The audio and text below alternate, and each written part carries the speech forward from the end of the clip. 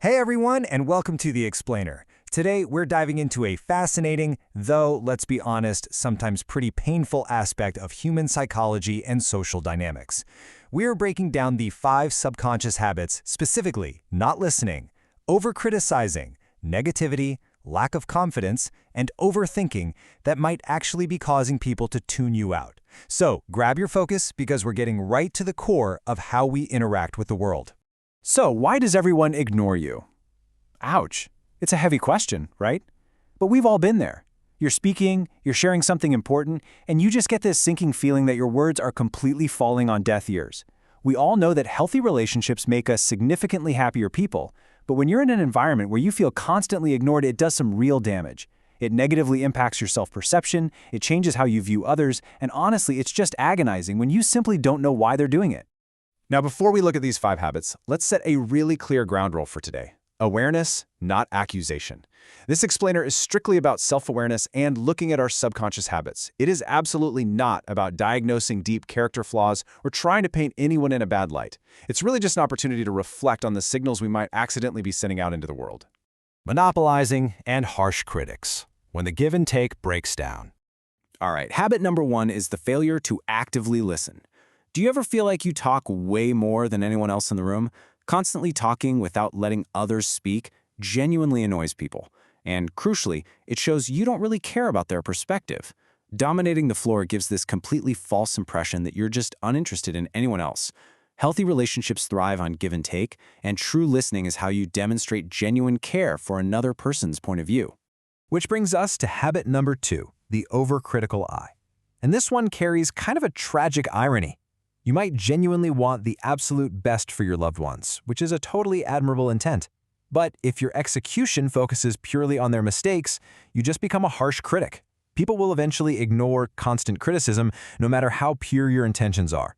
By trying to fix everything, you unintentionally push them right away. So how do we fix that?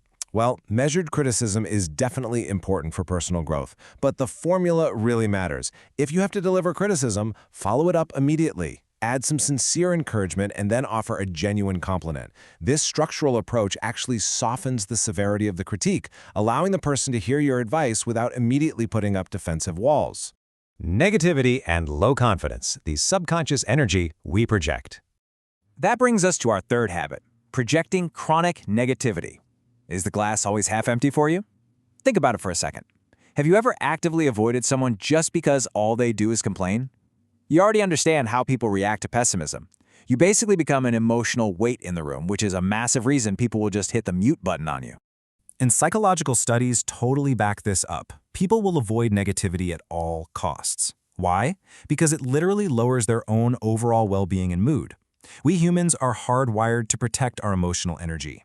If interacting with you consistently drains that energy, their natural survival instinct is just to stop engaging altogether. So, it's time for a quick reality check. We so often don't realize when we've slipped into a pattern of pessimism. Check in with yourself right now. Are you accidentally acting as the primary source of negativity within your group? Awareness right here is the first major step to changing that dynamic. Moving on to habit number 4, a lack of confident presence. Have you ever felt ignored by someone you literally just met? Studies consistently show that humans are subconsciously drawn to individuals who project high confidence. It's all about that strong, positive first impression.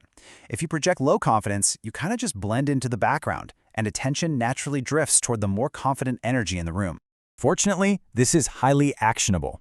If you feel like your presence isn't grabbing attention, you need to actively work on your confidence levels.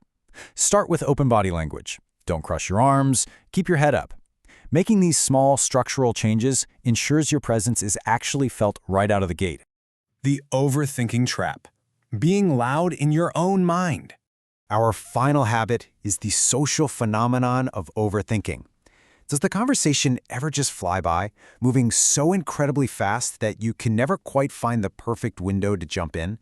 So you just sit there, heavily calculating your next sentence. While this is incredibly natural, this overcalculation basically paralyzes you socially. Because here is the painful psychological disconnect. In your own head, you feel like you're heavily participating. Your brain is firing on all cylinders, considering a dozen different responses. But externally, you speak much less than you think. To the outside observer, that silence is interpreted as disinterest. They just assume you don't want to socialize. It's a huge, tragic miscommunication. Finding a real audience. Taking back control of your energy. As we wrap up, remember this. You only control your own behavior. You cannot control other people. If you recognized yourself in any of these 5 subconscious habits today, remember our ground rule. This does not make you a bad person. Sometimes, even if you communicate flawlessly, the hard truth is that some people just aren't interested. And you know what? That is completely okay. You literally don't have to change who you are to appease the wrong people. It is so vital to acknowledge that some audiences just aren't a match for you. Instead of trying to force a connection where you're constantly being ignored, take that valuable emotional energy and purposefully redirect it. Invest your time into people who genuinely care and actually want to hear your voice. So, I'll leave you with this. Which of these habits describes your experience the most? Is it the quiet trap of overthinking, the subtle drain of negativity, or maybe the well-intentioned but